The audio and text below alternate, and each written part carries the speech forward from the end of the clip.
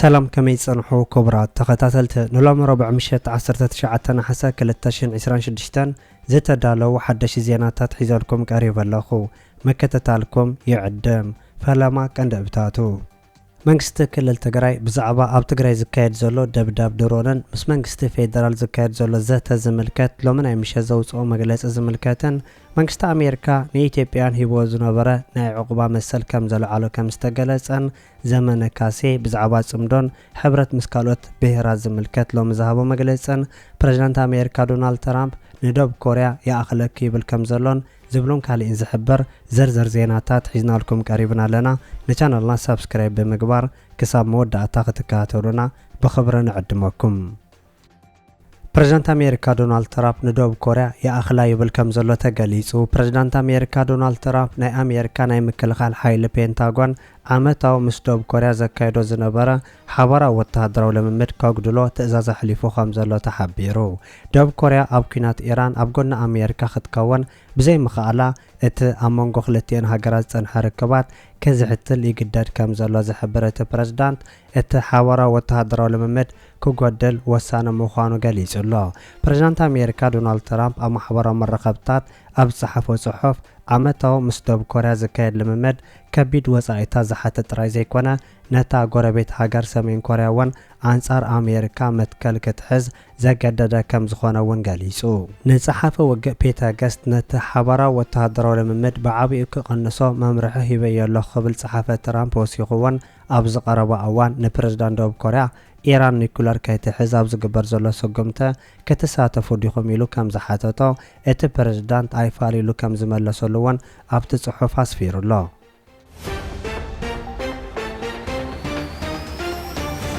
ኣብ ውግእ ሱዳን ሕጂ እውን ሓደሽቲ ምዕባለታት የጓንፉ ከም ዘለው ተገሊጹ መራሒ ምንቅስቓስ ፍትሒ ማዕርነትን ሱዳን አቶ ጅብሪል ኢብራሂም ንሰራዊቱ ኣብ ዝሃቦ መግለጺ ኩናት ሕድ ሱዳን ቅድሚ ምዛሞ ምስ ሰራዊት ሱዳን ክወሃዱ ድልው ከም ዘሎ ገሊጹ እቲ መራሒ ምስ ሃገራዊ ሰራዊት ምውሃድ ወሳኒ ምዃኑ ክገልጽ እንከሎ ሰራዊቱ ምስ ሰራዊት ሱዳን ኪዳን ክምስርት ከም ዝግባእ ዝገለጸ ኮይኑ ኩናት ሱዳን ከበቅዕ ምዃኑ እውን ኣሚቱ ኣሎ ሚኒስተር ፋይናንስ ሱዳን ኮይኑ እውን ዘገልግል ኢብራሂም ኣብ ካርቱም ንሓደሽቲ ተመረቕቲ ሰራዊት ናይቲ ምንቅስቓስ ኣብ ዝሃቦ መግለጺ እቲ ብመሰረት ስምዕ ሰላም ጁባ 2020 ዝተመስረተ ፕሮቶኮል ጸጥታ ኣብ መንጎ ኩሎም ፈረምቲ ጉጅለታት ሙሉእ ብምሉእ ክትግበር ኣተሓሳሲቡ ኣሎ እቲ ኣብ መንጎ ናይ መሰጋገሪ መንግስቲ ሱዳን ወገናትን ሓያሎ ውድባት ተቃዋምትን ዝተኸተመ ስምዕ ጁባ ሰራዊት ናይተን ሓይልታት ምስ ግዝእ ኣብ ሰራዊት ሱዳን ክሕወሳ ዝብል ምዃኑ እውን ኣዘኻኺሩ እቲ ስምምዕ ኣብ ሚያዝያ 2023 ኩናት ሱዳን ኣብ መንጎ ሰራዊት ሱዳን RSF እንድሕር ምብርዑ ብሰንኪ እኹል ምወላን ፖለቲካዊ ፍልልይን ኣብ ግብሪ ክውዕል ከም ዘይተረኣየ እውን ይሕበር ሱዳን ውሁድን ሓደ ሰራዊትን ክትሃንጽ ከም ዝግባእ ከምልክት እንከሎ መስርዕን እዝን ዘይብሉ ሓይልታት ምልሻ ሰላም ካረጋግጽ ከም ዘይክእል ክሕብር እንከሎ ተፈጢሩ ዘሎ ጸገማት ብሰንኪ ዘይስሩዓት ምልሻታት ምዃኑ እውን ሓቢሩ ኣሎ እዚ ከምዚ ኢሉ እንከሎ ኣብቲ ከባቢ ድሕሪ ዘጋጠመ ከቢድ ውግእ ልዕሊ 5000 ሰባት ካብ ከባቢ ጌሳን ናብ ደቡባዊ ምብራቕ ከተማ ኤልማዛን ከም ዝሃደሙ መርበብ ሓካይም ሱዳን ገሊጹ ኣሎ ሰብኣውን ጥዕናውን ቅልውላው እናዓመቐ ይኸይድ ከም ዘሎ እውን ዘጠንቀቐ ማሕበር ሓካይም ሱዳን ካብ ግዜ ናብ ግዜ ናብ ዘይውዳእ ሰብኣዊ ቅልውላውን ዘይፍታሕ ሕድ ኩናት ተኣቱ ከም ዘላ ይገሊጹ እዚ ከምዚ ኢሉ እንከሎ ድማ ኣብ ሱዳን ኣብ መንጎ RSF ናይ ሱዳን ሰራዊትን ክካየድ ጸንሐ ግጭት ሕጂ እውን ብዝለዓለ መንገዲ ይቕጽል ከም ዘሎ ምንጭታት ሱዳን ትሪቡን ይሕብሩ ሓይልታት RSF ምስ ናይ ሱዳን ሰራዊት ኣብ ዘካየዶ ኩናት ብክልቲኡ ወገናት ዓበይቲ ክሳራታት ክርአ ምጽንሑ ዝሕበር ኮይኑ ሓይልታት RSF ንዋና ከተማ ደቡብ ዳርፎር ኒያላ ካብ ዝሕዝ ዝዓበየ ጸጥታውን ወተሃደራውን ምንቅስቓሳት ከም ዝጀመረ እውን ተሓቢሩ ኣሎ እዚ ከምዚ ኢሉ እንከሎ ናይ ሱዳን ሰራዊት ኣብ ልዕል ድሮናት RSF ጸረ መጥቃዕቲ ብምግባር ሕጂ እውን ድሮን ሓምሽሹ ከም ዘሎ ብተወሳኺ እውን ናይ ሱዳን ትሪቡን ምንጭታት ገሊጾም ኣለው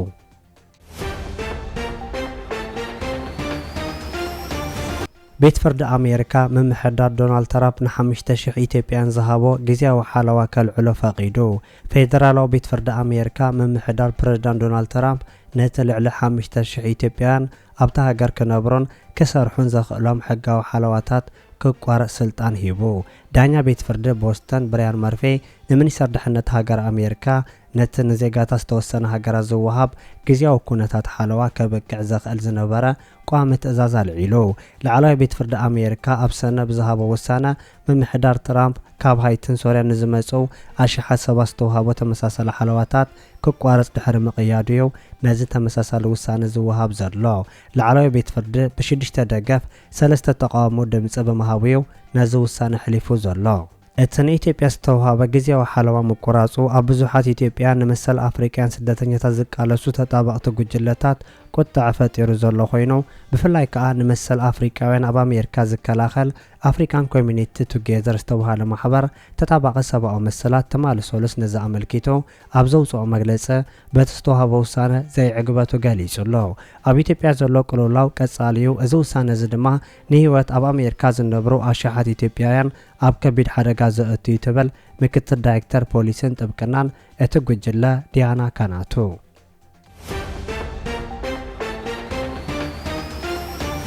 ኣብ ዞባ ደቡባዊ ቀይሕ ባሕሪ ኣኼባታት ምክያዱ ተገሊጹ። ኣመሓዳሪ ዞባ ደቡባዊ ቀይሕ ባሕሪ ኣምባሳደር መሐመድ ሰይድ ማንታይ ኣብ ንኡስ ዞባ ኣርኤታ ምስ ነበርቲ ትዮን ኣይሞን ኣብ ምትግባር መደባት ልምዓትን ኣብ ኣጠቓቕማ ትካላት ማሕበራዊ ኣገልግሎት ዘተኮረ ኣኼባታት ምክያዱ ተሓቢሩ።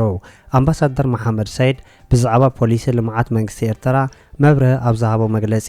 ንህዝቢ ፍትሓዊ ኣገልግሎት ንምሃብ ብዝብል ዕላማ ትካላት ማሕበራዊ ኣገልግሎት ንምስፋሕ ፃዕርታት ይግበር ከም ዘሎ እውን ገሊጹ። ብተወሳኺ እውን ኣጠቓቕማ ትካላት ማሕበራዊ ኣገልግሎት ንምዕባይ ብደረጃ ሕብረተሰብ ኣብ ዝግበር ፃዕሪ ተሳትፎኦም ከሕይሉ ነበርቲ ምፅውዖምን ክግለጽ ፀንሐ ኮይኑ ኣብቲ ኣኼባታት ሓለፍቲ ትምህርቲ ጥዕና ከምኡውን ሃገራዊ ማሕበር መንእሰያትን ተምሃሮን ኤርትራ ብዛዕባ እቲ ዘተግብሮ ንጥፈታት ከምኡውን ጉድለታት ንምፍታሕ ዝተወሰዱ ስጉምታት መብርሂ ከም ዝሃቡ እውን ተገሊጹ። ኣምባሳደር መሐመድ ሰይድ ብተወሳኺ እውን ኣብ ዓድታት ሃመርተ፣ ኤግረለ፣ ፈራር፣ ኣይሞን ዝርከባ ትካላት ትምህርትን ጥዕናን ከምኡውን ኣብ ኣይመን ዝርከብ ፕሮጀክት ስተማይ ዑደት ብምግባር ብዛዕባ ህሉው ኩነታትን ትካላት መብርሂ ከም ዝተውሃበ እውን ተገሊጹ።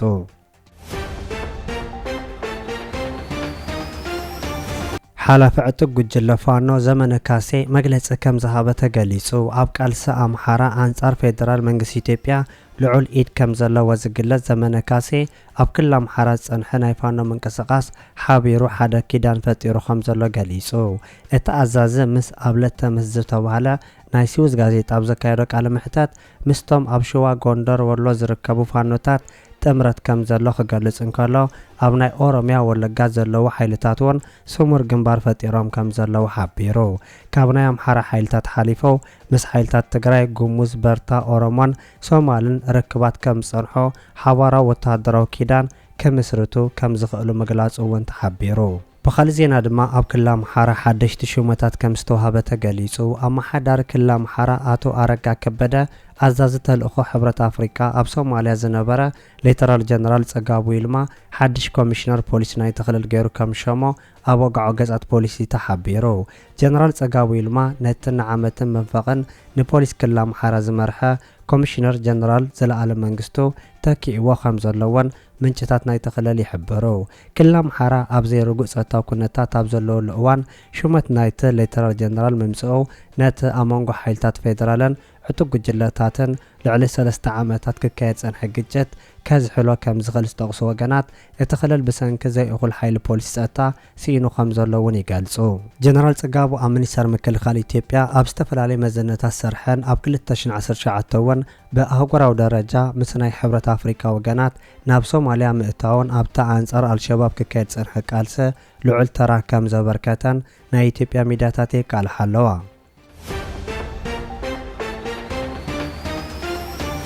መንግስቲ ኤርትራ ብስም ኤርትራ ወረቐት ንዝወስዱ ዘለዉ ዜጋታት ዘመልከት መግለፂ ኣውፅኡ። ሚኒስተር የማነ ገብረ መስቀል ኣብ ማሕበራዊ መርበብ ኤክስ ኣብ ዘስፈሮ ጽሑፍ ገለ ካብ ካልኦት ሃገራት ኣፍሪቃ ዝመፁ ሰባት ኤርትራውያን ዘይኮኑ ክንሶም ኣብ ኤውሮፓ ዕቑባ ክሓቱ ከለዉ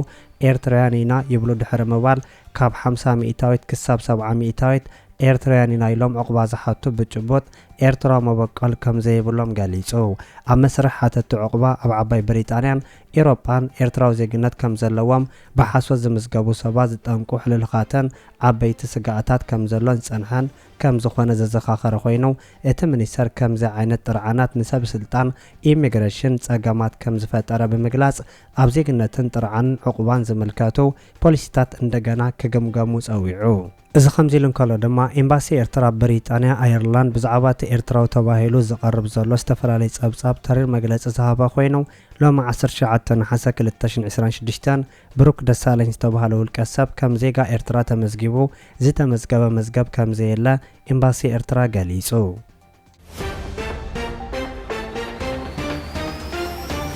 መንግስቲ ክልል ትግራይ ንህልው ኩነታት ዝምልከት ሎሚ ናይ ምሸት ሰፊሕ መግለጺ ከም ዝሃበ ተገሊጹ ሓላፊ ጉዳያት ኮሙኒኬሽን ክልል ትግራይ ዶክተር አብርሃም ሓጎስ ሎሚ ናይ ምሸት ንህልው ኩነታት ኣመልኪቱ ኣብ ዝሃቦ መግለጺ ስርዓት ብልጽግና ኣብ ልዕሊ ህዝቢ ትግራይ ዳግም ዓናዊ ኩናት ንምክያድ ዝህንደደሉ ዘሎ ኩነታት እዩ ዘሎ ዝበለ ኮይኑ ብወገን መንግስቲ ትግራይ እውን ነዚ ኩነታት እዚ ንምምካት ዘኽእል ምንቅስቓሳትን ምድላውን ክግበር ስለ ዘለዎ መንግስቲ ትግራይ ናብ ስራሕ እዚ ብስፍሓት ኣትዩሎ ኢሉ ሰራዊት ትግራይ ብሓይሊ ሰብን ብሎጂስቲክን ንምጥንኻር ዓርሰ ምርኮዛ ህዝቢ ትግራይ እውን ብዝሓሸ ብርኪ ክድልድል ኩነታት ሰላም ጸጥታን ክሰጣጠም ናይ ህዝቢ ስራሕ ኮይኑ ክኸይድ ዘኽእለሉ መስርሕ ብምትእታው ናብ ሰፊሕ ምንቅስቓስ ተኣትዩሎ ኢሉ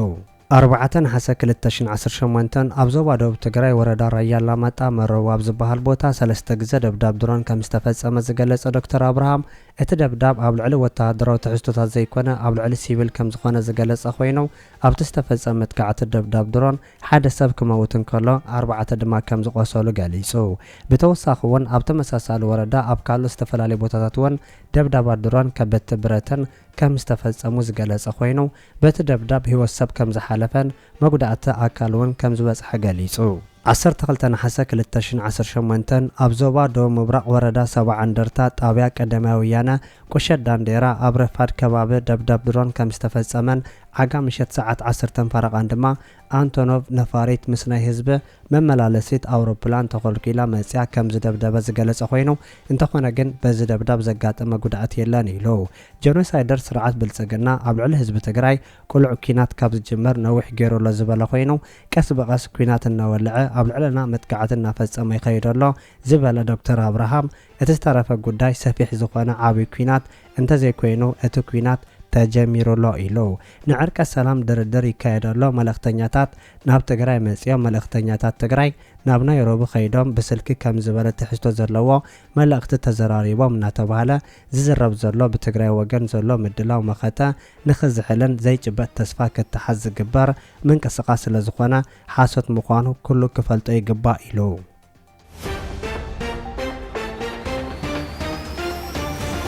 ክቡራት ተኸታተልቲ ንሎም ዝተዳለወ ዜና ነዚ ይመስል ኣብ ዝቕጽሉ ዝፍነው ዜናታት በቐዳምነት ክበጽሐኩም ሳብስክራይብ ዘይገበርኩም ሳብስክራይብ ንኽትገብሩ ብኸብሪ ንዕድመኩም